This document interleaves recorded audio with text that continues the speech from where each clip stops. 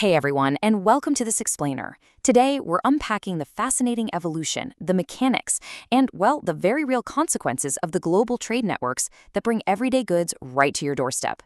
We're going to break down a really comprehensive chapter on international trade, taking all those complex concepts and turning them into clear, easy-to-understand visuals. So let's jump right in. Okay, let's actually kick things off with a pretty surprising fact from the chapter. Long before paper money or coins even existed, people used rare objects with high intrinsic value as money.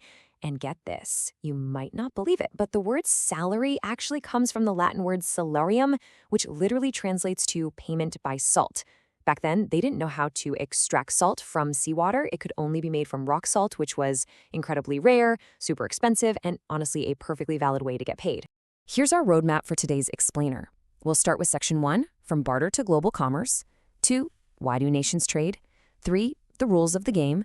4, Gateways of global trade. And finally, 5, The cost of free trade.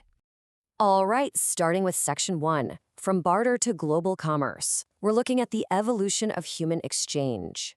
You know, what's really fascinating here is that the very first form of trade, the good old barter system, is actually still alive and kicking today.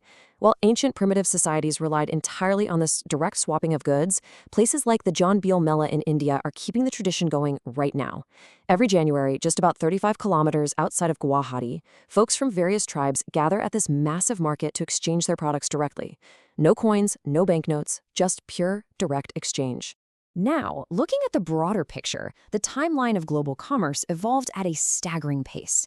It all kicked off with ancient, super risky long-distance paths like the 6,000-kilometer Silk Route connecting Rome to China. Fast forward to the 12th and 13th centuries, and ocean-going warships start expanding European commerce.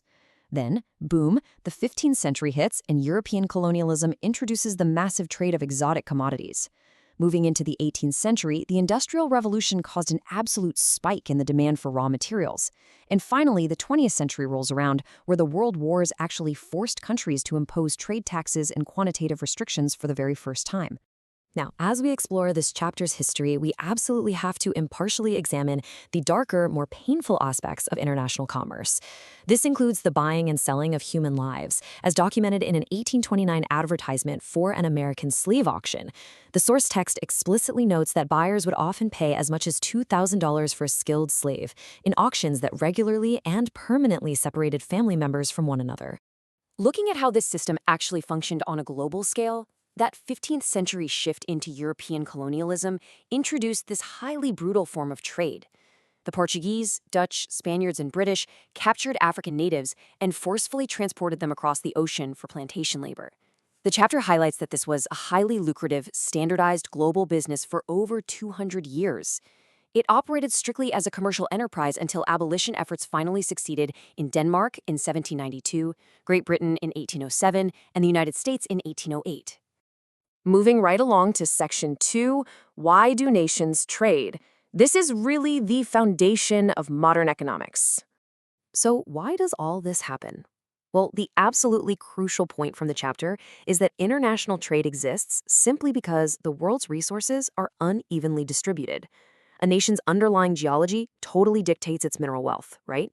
And its climate determines whether it can grow rubber and cocoa or produce wool. But hey, it's not just Mother Nature. Population factors like cultural art forms, the current stage of economic development, like how industrialized nations export machinery while agricultural ones export food, and the extent of foreign investment all play massive roles. And of course, none of this matters without the efficiency of transport to actually move these goods around the globe. To really grasp a nation's economic health within this giant system, we have to look at their balance of trade.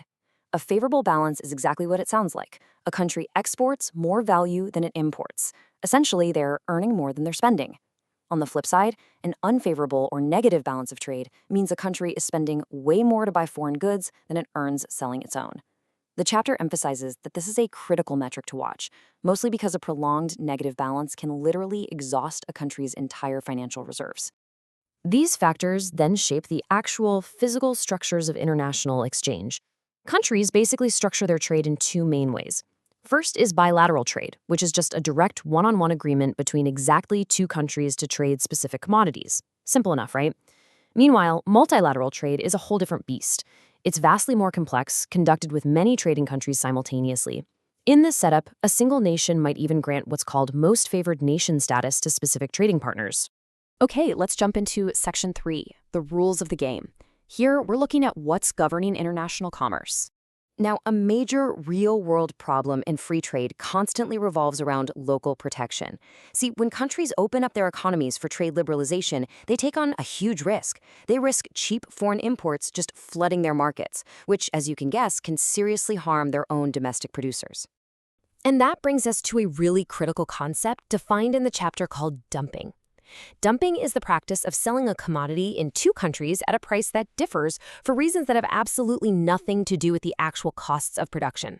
It's a highly aggressive tactic. Nations have to constantly stay on their toes and guard against this to protect their local economies from being artificially undercut by foreign competitors. So, to act as a referee for disputes like dumping, the World Trade Organization, or the WTO, was established on January 1st, 1995.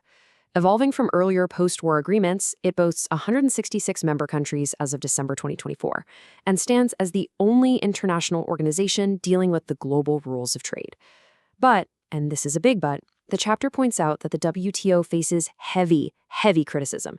Detractors argue it actually widens the gulf between rich and poor nations, as the more influential countries tend to focus strictly on their own commercial interests. On top of that, it's frequently accused of just ignoring crucial issues, things like workers' rights, child labor, and the environment, all in the relentless pursuit of free trade. But get this, astonishingly, despite the massive global reach of the WTO, a whopping 52% of the world's trade is currently generated by regional trade blocs. There are 120 of these blocs active today. They really emerged as a direct response to the failure of global organizations to speed up trade. Basically, they allow countries that are geographically close and share similar trading interests to easily drop tariffs and encourage much faster localized free trade among themselves. Let's transition to Section 4, Gateways of Global Trade. Time to look at the physical infrastructure of commerce. Think of harbors and ports as the absolute vital gateways of international trade. They're the front doors. They provide all the necessary docking, loading, unloading, and storage facilities for massive amounts of cargo. And the importance of a port isn't just about how big it looks on a map. It's judged strictly by the sheer volume of cargo and the number of ships it handles. In fact, according to the chapter, the quantity of cargo a port handles is actually a direct indicator of the economic development of its entire surrounding region. We can actually categorize these massive hubs pretty neatly by the specific cargo they process. First up, we have industrial ports. These guys specialize in massive bulk cargo. Think grain, sugar, ore, and oil. Second are commercial ports, which are set up to handle general packaged products, manufactured goods, and even passenger traffic. And finally, we have comprehensive ports. These are exactly what they sound like, just massive, do-it-all operations that handle bulk and general cargo in enormous volumes. Most of the world's truly great ports fall right into this comprehensive category. Aside from cargo, we also classify ports by their geographic location. For instance, inland ports are located away from the seacoast and are linked by a river or canal. Good examples here are Kolkata on the river Hooghly or Memphis, right on the Mississippi. We can compare these to outports, which are deep water ports built far away from the actual parent ports. Why? Because they specifically need to accommodate massive ships that are literally just too large to approach the main harbor. A classic example the chapter gives us for this is Athens and its massive outport Piraeus in Greece. Finally, we arrive at Section 5, the cost of free trade. Let's analyze the true global impact. So while international trade undeniably brings us this amazing worldwide availability of goods and raises the standard of living for many, it's not all sunshine. The chapter outlines some really serious concerns. The constant drive to trade more means production spirals out of control, leading to the rapid, unsustainable depletion of our natural resources. We're talking forests being cut down, marine life depleted, and entire river basins sold off. Plus, multinational corporations focused purely on expansion often generate heavy pollution, operating in ways that just ignore the norms of sustainable development. And at its absolute most extreme, commercial rivalry between dependent nations has even triggered wars. We're going to wrap up this explainer with a vital question from the source text to really chew on. If the massive engines of international trade and multinational organizations remain geared solely towards profit-making, without properly addressing these huge environmental and health concerns, what happens when the planet's resources are simply gone? It's a critical, absolutely unavoidable issue that will define the future of our global economy.